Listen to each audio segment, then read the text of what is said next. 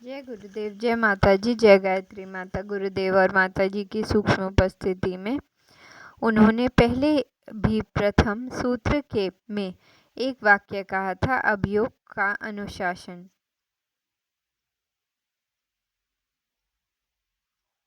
और बस बात समाप्त। इस एक वाक्य में उन्होंने परख लिया कि साधकों में सच्चाई कितनी है, उनमें खारापन कितना है। यदि वे सच्चे और खारे योग में उनकी सचमुच में रुचि है, आशा है, अभिलाषा है, तो अनुशासन के रूप में जीवन के रूपांतर के रूप में अभी और यहाँ ऐसे खरे और सच्चे साधकों को वे योग की परिभाषा देते हैं। योग मन की समाप्ति है, मन मिटे तो बात बने, यही योग की परिभाषा है, सही और सटीक। अलग अलग आचार्यों ने, शास्त्रों ने योग को कई तरह से परिभाषित किया है। उन्होंने अनेकों परिभाषाएं ढूंढी और बताई हैं। कुछ तो मत है योग दिव्य सत्ता के साथ मिलन है। इनके अनुसार योग का मतलब ही मिलना, दो का जुड़ना। कई कहते हैं योग का मतलब है अहंकार का ढह जाना। उन्हें उनके अनुसार अहंकार बीच में दीवार है। जिस क्षण यह दीवार ढह जाती है, साधक दिव्य सत्ता से जुड़ जाता है।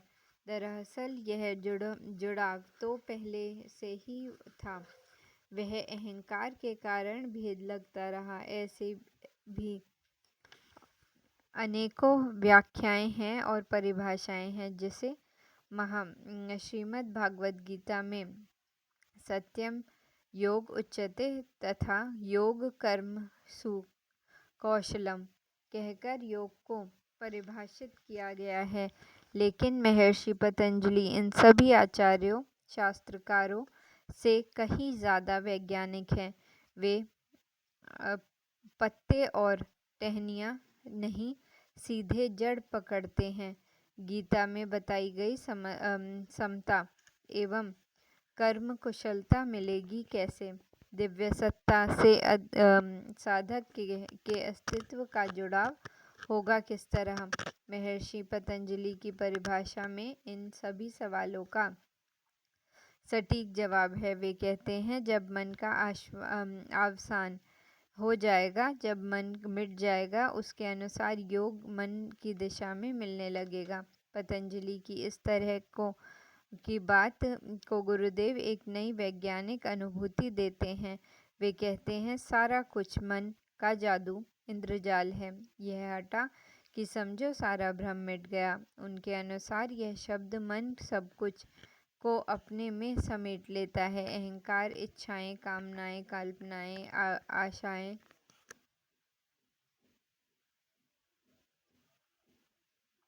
तत्व ज्ञान और शास्त्र, जहाँ कुछ जो भी सोचा जा सकता है, सोचा जा रहा है, वह मन है।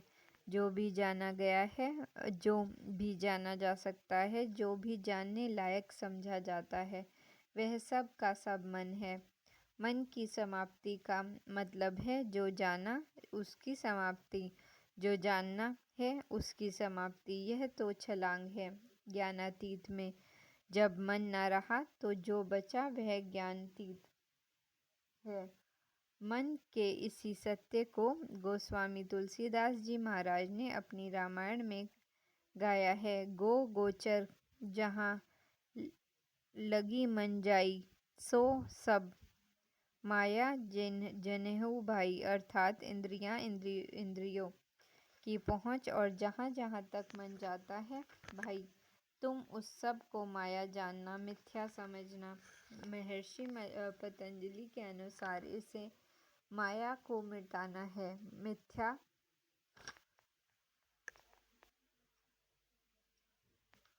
को हटाना है, यानी कि मन को समाप्त होना योग है। मन का समाप्त होना योग है। मन की परेशानी, मन से परेशानी। साधकों को हम सबसे अहम सवाल है सबसे ज़रूरी और महत्वपूर्ण प्रश्न है। उन उलझन को समझाने के लिए सबसे पहले यह जान लें कि आखिर मन अपने आप में है क्या। यह हमारे भीतर बैठा हुआ क्या कर रहा है, क्या क्या कर रहा है। आमतौर पर सब यही सोचते रहते हैं कि मन सिर में पीड़ा या रखी हुई कोई भौतिक चीज़ है। पर परम पूज्य गुरुदेव इस बात को नहीं स्वीकारते। वे कहते हैं कि जिसने भी मन को अंदर से पहचान लिया है वह ऐसी बातें नहीं स्वीकारेगा। आजकल का विज्ञान भी ऐसी बातों को इनकार करता है। गुरुदेव कहते हैं मन एक वृत्ति क्रियाशीलता है।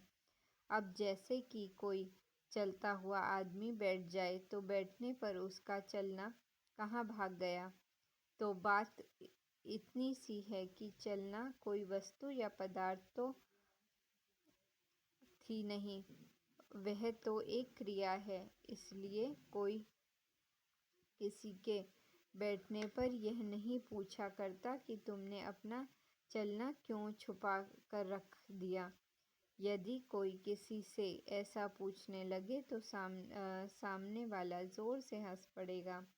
वह यही कहेगा कि यह तो क्रिया है, मैं चाहूँ तो फिर से चल सकता हूँ, बार बार चल सकता हूँ, चाहने पर चलना रोक भी सकता हूँ। बस कुछ इस तरह मन भी एक तरह का क्रियालाप है। बस मन या माइंड शब्द से किसी तत्व या पदार्थ के होने का भ्रम होता है। यदि इस माइंड को माइंडिंग कहा जाए तो सत्य शायद जहाँ साफ हो जाएगा। जैसे बोलना टॉकिंग है, ठीक उसी तरह सोचना माइंडिंग है। यह संक्रियता थमे तो मन का अवसान हो और अधिक योगी बने। योग की इस सच्चाई को बताने के लिए गुरुदेव यदा कदा एक कथा सुनाया करते थे। वे कहते थे कि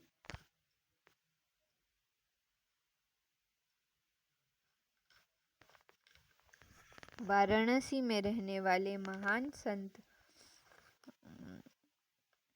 तेलंग स्वामी के पास किसी बड़ी रियासत के राजा गए और उन राजा ने तेलंग स्वामी से कहा, महाराज मेरा मन बहुत बेचैन है, बहुत अशांत परेशान है। आप महान संत हैं, मुझे बताएं मैं क्या करूं जिससे मेरा मन शांत हो जाए। स्वामी तो बड़े कोमल स्वभाव के थे। वह कभी उनका रुख अकड़ हो जाता। उस दिन भी उन्होंने बड़े अकड़पन से कहा, कुछ भी मत करो, पहले अपना मन मेरे पास लाओ। उस राजा को कुछ भी समझ में नहीं आया। उसने कहा, महाराज आप क्या कह रहे हैं, मुझे तो कुछ समझ में नहीं आ रहा। तेलंगाना स्वामी ने उसकी बातों की अनसुनी करके उससे कहा, ऐसा करो, सुबह 4 बजे मेरे पास यहाँ कोई नहीं होता, तब आना और अकेले आना, और ध्यान रखना अपना मन भी अपने साथ लेते आना, भूलना मत। वह सारी रात सो नहीं पाया। कई बार उसने सोचा कि वह उसके पास नहीं जाएगा। बार बार वह अपने आप से कहता, इन स्वामी जी को लोग बेकार इतना बड़ा ज्ञानी मानते हैं, यह तो बेवकूफ़ है, बेवकूफ़ी की बातें करता है, बहकी बातें करता है। आखिर क्या मतलब है उनका यह कहने से भूलना नहीं, अपना मन भी अपने साथ लेकर आ जाना। उस राजा को उस रोज़ ऊहापोहा भारी रही, परंतु चाहकर भी वह उस भेंट को रद्द न कर सके। तेलंग स्वामी थे ही इतने मोहक एवं चुंबकीय। राजा को रात भर यही लगता रहा कि कोई अद्भुत चुंबक उन्हें अपनी ओर खींच रहा है। 4 बजने से कुछ पहले ही वे बिस्तर से उठ गए और कहने लगा, मैं उनके पास जाऊंगा ज़रूर। वे थोड़ी सी बहकी हुई बातें करते हैं तो क्या हुआ, पर उनकी आंखें कहती हैं कि उनके पास कुछ अवश्य है। ऐसे ही सोच विचार करते हुए वह तेलंग स्वामी के पास पहुंच गया। पहुंचते ही उन्होंने कहा, आ गए तुम, कहाँ है तुम्हारा मन? राजा बोला। आप भी कैसी बातें करते हैं स्वामी जी, मेरा मन भला और कहाँ होगा, वह तो मुझ में ही है। तेलंग स्वामी बोले, अच्छा तो पहले तो इस बात का निर्णय हो गया कि तुम्हारा मन तुम में ही है, तो अब दूसरी बात मेरी कही हुई करो।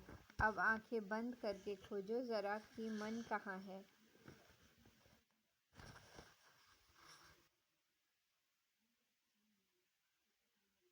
तुम उसे ढूंढ लो कि वह कहाँ है, तो फिर उसी क्षण मुझे बता देना, मैं उसे शांत कर दूंगा। उस राजा ने तेलंग स्वामी का कहा मानकर आंखें बंद कर ली और कोशिश करता गया देखने की और देखने की। जितना ही वह भीतर झांकता गया उतना ही उसे होश आता गया कि वहाँ कोई मन नहीं है, बस एक क्रिया मात्र है, सोचने की क्रिया, आशाओं की, अभिलाषाओं की, कामनाओं की, कल्पनाओं की। उसे समझ में आ गया कि मन कोई ऐसी चीज़ नहीं जिसकी ओर ठीक का इशारा किया जा सके। लेकिन जिस क्षण उसने जाना कि मन कोई वस्तु नहीं, उसी क्षण उसे अपनी खोज को बेतुकापन भी खुलकर प्रकट हो गया। बात साफ हो गई कि जब मन कुछ है ही नहीं, तो फिर इसके बारे में कुछ किया नहीं जा सकता। यदि यह केवल एक क्रिया है, तो बस उस क्रिया को क्रियान्वित न करो। यदि वह गति की भांति चाल है, तो मत चलो। यही सोचकर राजा ने अपनी आँख खोल दी। तेलंगा स्वामी मुस्कुराने लगे और बोले, आ गई बात समझ में। अब आगे से जब भी तुम्हें महसूस करो कि तुम अशांत हो, बस ज़रा भीतर झांक लेना। यह झांकना, यह अवलोकन ही मन की गति को थाम देगा। यदि तुम पूरी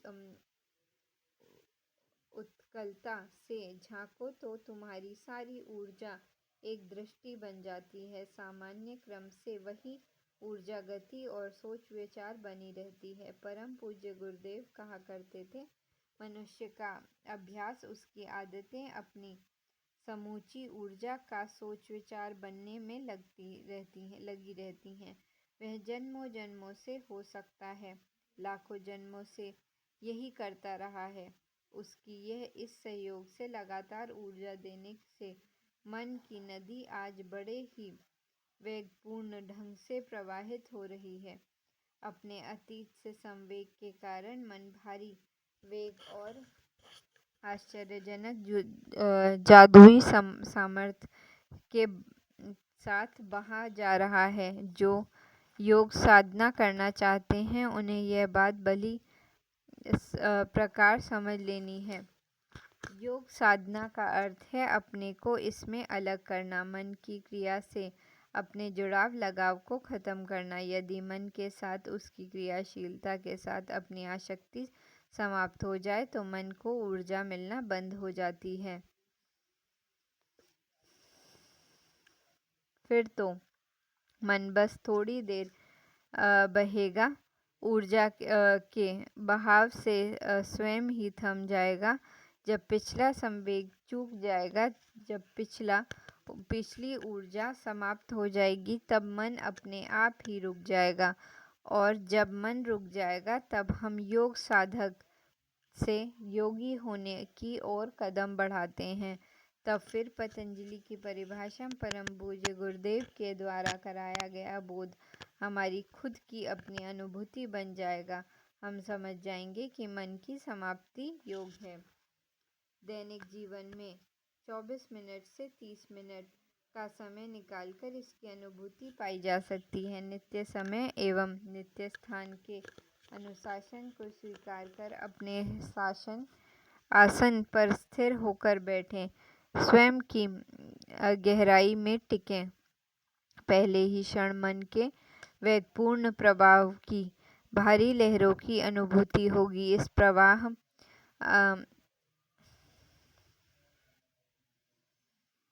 इसकी लहरों से आकर्षित न हो। स्वयं को इससे असंबद्ध करें। यह अनुभव करें आप अलग हैं और मन का वेगपूर्ण प्रवाह अलग है। जैसे जैसे यह अनुभव गाढ़ा होगा मन का वेगपूर्ण प्रभाव थमता जाएगा, लेकिन ध्यान रहे बार बार मुड़ मुड़ कर यह देखना नहीं है कि मन का वेग थमा या नहीं, क्योंकि ऐसा करने से आप फिर से अपनी ऊर्जा मन को देंगे और वह फिर से प्रचंड हो उठेगा। मन से अलग अपने को स्वयं की स्थिरता की अनुभूति का अंकुर जितनी तेजी से बढ़ेगा, उतनी ही योगावृत्ति निरोध की अनुभूति साकार होती जाएगी। जय गुरुदेव, जय माता जी, जय गायत्री माता।